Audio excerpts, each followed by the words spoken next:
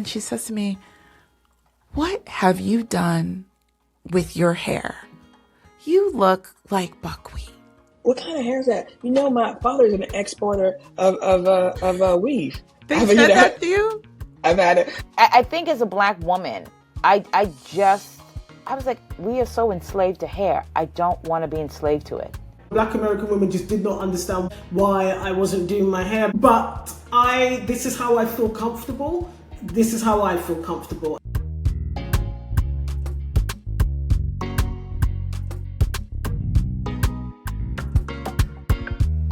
So the clips that you just saw are all about hair. And when I started putting this episode together, it wasn't supposed to be a hair video, but what I've seen as I'm looking back on previous episodes and trying to find commonalities is there is this common thread running through multiple conversations with varying black women across various episodes at various times. And there can be no conversation about black women for too long without the topic of their hair. And as we know, it's summertime, it's hot outside, hair is a big topic. Are you going to get your braids done for the summer? Are you going to still be wearing your weave or your wig? Are you going to go natural for the summer? Are you going to twist your hair up and leave it be? Conversation is on because that's what we do. And we as black women are always changing up our hair.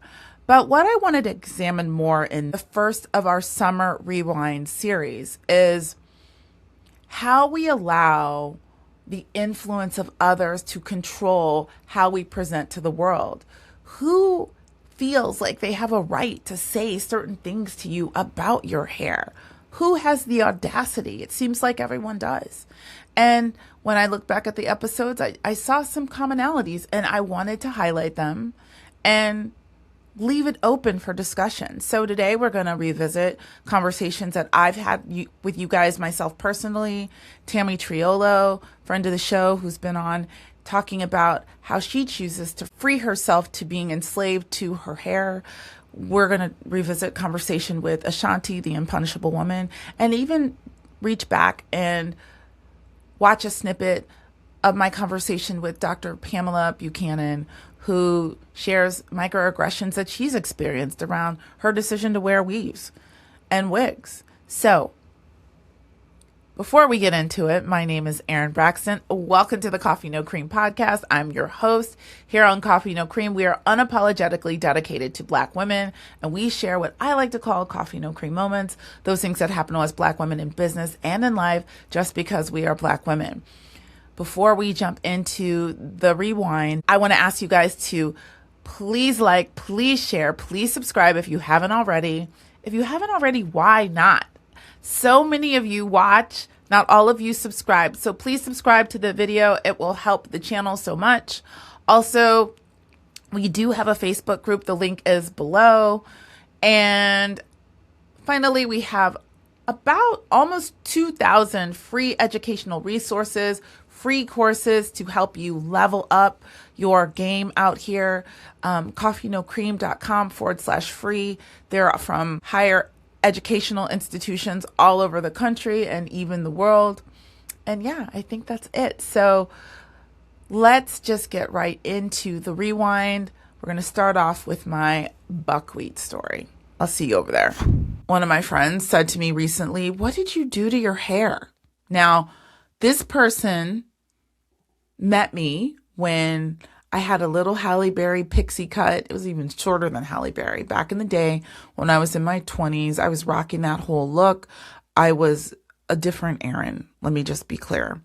I was a professional. I was working in corporate. So I was always dressed. I was into superficial me back then. I just always looked totally pulled together. Not that I don't look pulled together now, but I work from home.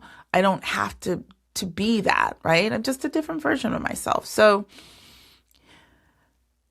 always commenting on, "Oh my God, I loved your hair then. I loved your hair." That's like a low key, I think, dig. I think it's rude to keep saying that, right? Then they said, what did you do to your hair? It makes it look like you have good hair, and I know you don't have good hair. Just like, what? So, and we play and jest, but it's just like, really, really, did you really say that? When, this is a Black person who has a non-Black wife. Yeah, I take it some kind of way. It's a dig. Love this person, right? Do I want to get rid of him as a friend? I do not. But I just know how he is. So I know that we're probably not going to have certain conversations around the standard of beauty, right? Do I think this person genuinely loves me? Yeah. But does he say fucked up shit? Yeah. I had a friend once tell me when I was all excited, I was newly natural years ago, and I said, oh my gosh, and I had a twist out, and I had this twist out is really hard for me to master. I just can't get it. But I had it, and it was looking defined and good. And he looks at me and he says, well, your edges look a little nappy. I'm sorry, what? Right? Texturous. We cool. But I know how he is. He likes to date Asian women, Latin women. He dates Black women too. But I know how he is, right? He'll deny it, but he said that shit. I used to have this aunt. I said used to because she passed away a couple years ago. And this is an aunt that looked like Lena Horne. And you know what I'm saying. She was 90-something when she passed away. She was of that generation where everybody put her on a pedestal because she was fair with that hair that you just could brush down. And she knew it because she would say little things. And I remember I enjoyed her. I enjoyed her very much. The once every other year that I saw her. In fact, when I moved back to St. Louis, I never went to see her one time because I couldn't take it. One time I was visiting, I was in town to see my cousin. She comes in one of her, I don't know, St. John suits with her little Ferragamo shoes and, and at this point, she's got to be 90 at this point, I don't know. And she says to me, I had just gone natural. And she says to me, what have you done with your hair? You look like buckwheat. I was just like, be nice. I walked over and hugged her, sat there, talked to her and my cousin probably for a couple hours. I was out. It's like, I don't have to be around this woman. I enjoyed her, but she was a bitch, if I'm being honest. This, getting used to this. Yeah. And just, that's a whole nother conversation as well because, people say, oh, your hair. Yeah, it's cool now. This kind of hair wasn't cool when we were kids. It was not cool. So it's just just really learning to love ourselves and own it and stuff like that. And I feel like, I remember, I'll probably cut this out, but maybe I won't. And I talk about him a lot, but my old boss, when I went gray, this was after I quit working for him, he couldn't dye his hair because he was deathly allergic to hair dye. Mm-hmm. And one time he called me and I was like, this is Aaron, on the phone. And I was like, he said something and I'm like, where have you been? I haven't seen you all day. Black man, pretty fair complected with freckles. Mm. And he's like, you won't be seeing me. And I was like, what happened? What are you talking about? He had tried to dye his hair and his whole face swelled up like mask. Mm. I'm talking about the cartilage on his ears. He could not. Ooh. So he was one of those people if you can dye your hair, why wouldn't you dye your hair? And I used to dye my hair, right? Because, but you can't get a comb through. This is too much, right? Yeah. So when I went gray, I was like, you know what? I'm going to make it hot. And he's like, it's not hot. It's not hot. I was like, well, I'm going to make it hot. I'm going to make it hot. And he just said, no more dick for you. And I was like, okay. Okay. And Yeah. it was not like it was like a challenge. You know, a man saying that when they are literally paying streetwalkers who ain't had a bath in 10 days is laughable. Like that is the easiest thing in the world to get. Yes. It's Yes. easier than fresh water. Yes. Like, what are you talking about? Do you know I have 20-year-olds yelling at me across the street about the hair? So please stop. And he's like, I didn't. Now he'll say, I didn't say. I was like, yes, you did. Okay, I was wrong. I was like, okay, you were wrong. So just learning to love ourselves how we are. I clearly have. I mean, my hair doesn't. I mean, I have products in my hair, but just learning to look at myself. You look beautiful. Thank you. You look fine. Learning to look you need at my to change nothing. Oh, and I have no intention. I'm good, but I'm Yeah. just saying, we're talking about getting glammed and people telling you what you need to do to be on the internet. This is what you need to do. I had to learn, and I tell people this who want to go gray because they see me and they want to go gray. Yeah. And I'm like, well, you're going to have to go through it's like growing your hair out. You're going to have to go through like the ugly stage or whatever. But you just have to learn to get used, or when you go natural, you're going to have to learn to get used to looking at yourself. Listen, I got a few more pounds to get off me. Me but too. I normally, when I'm not wearing wigs, I just shave my head bald. Really? That would be very striking. I love the way I look with a bald head. And it's funny because my friends would be like, well, you could pull it off because you got like a cute shaped head. And I'm like, yeah, but I didn't know I had a cute shaped head when I was shaving it. I had no idea what was underneath my hair. Right. And I was just like, I think as a Black woman, I was like, we are so enslaved to hair. I don't want to be enslaved to it. But you have a nice face, so you can do, everybody I'm like, can't. if I just don't want to be enslaved to it, so I just shaved it. I just went completely and utterly Wow. bald. Not a fade, no nothing, bald, like to the scalp.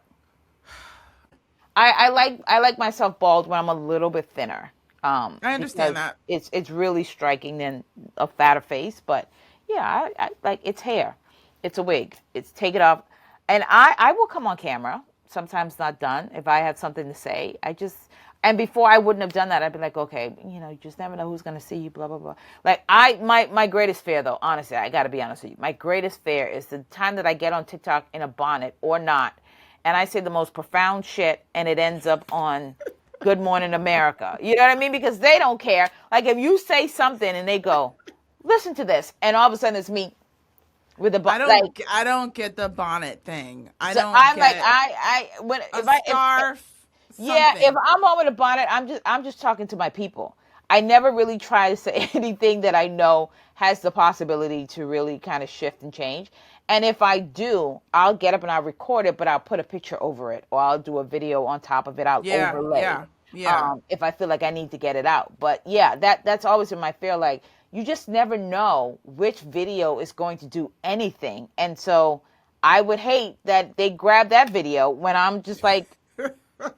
That's what keeps me showing up online just a little bit different. I call them micro and macroaggressions, really. So the microaggressions are, is that, what kind of hair is that? My father's an exporter of weave. They said that to you?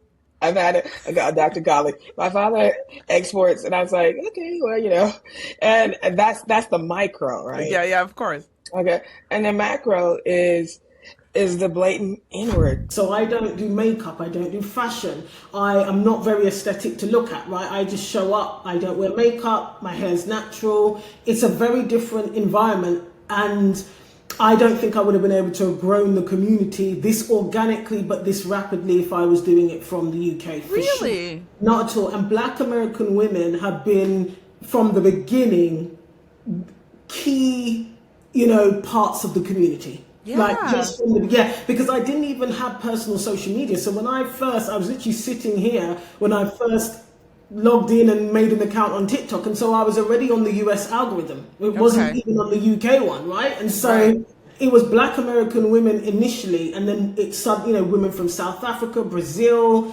West Africa, all over the world. started to join the community. And so I do believe that it is the right place for this season of my life. Yeah. For sure. Yeah, I'm not a big glam girl. Like, I like a greasy lip.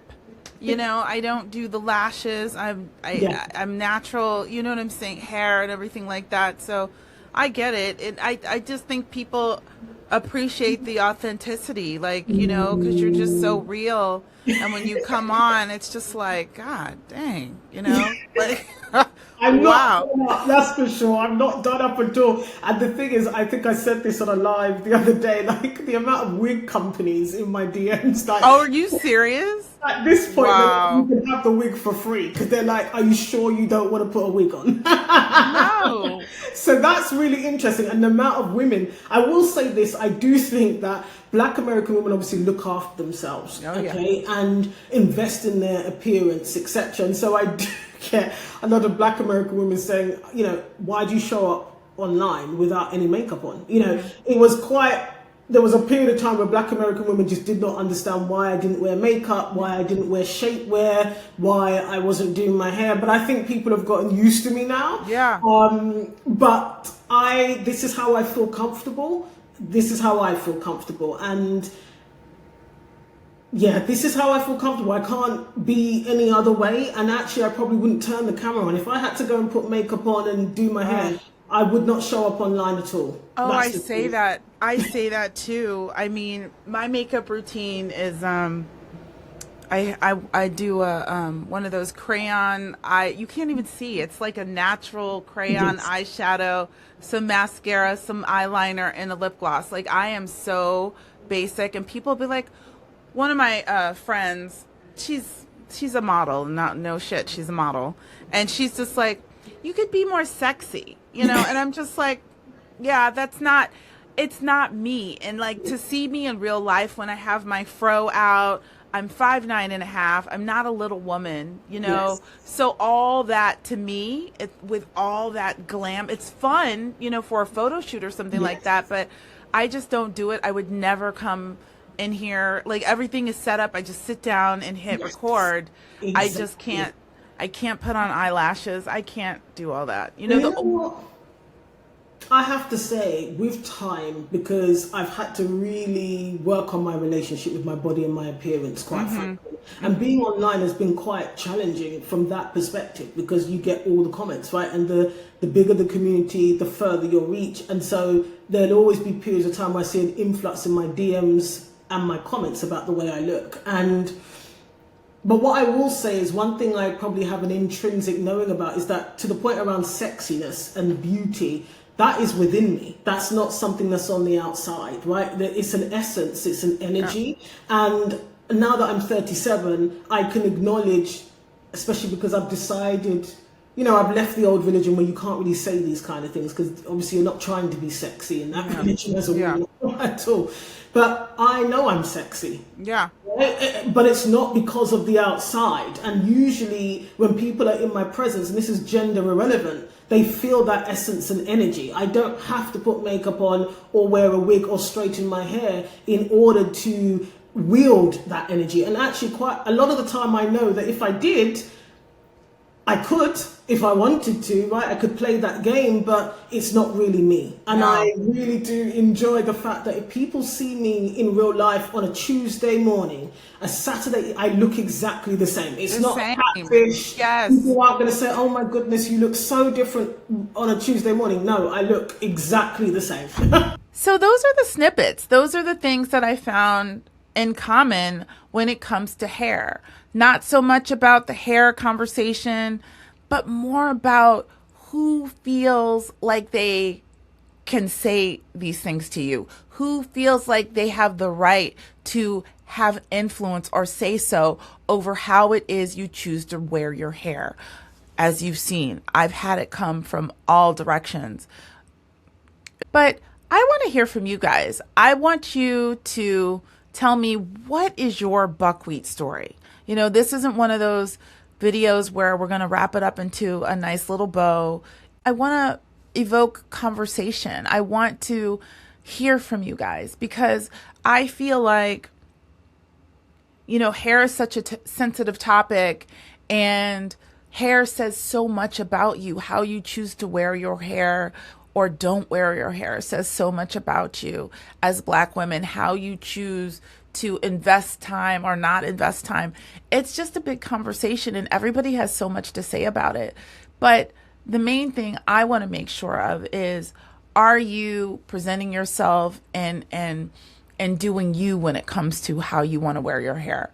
Or are you going through extra stress and time and money and energy because of how you feel like you're going to be received?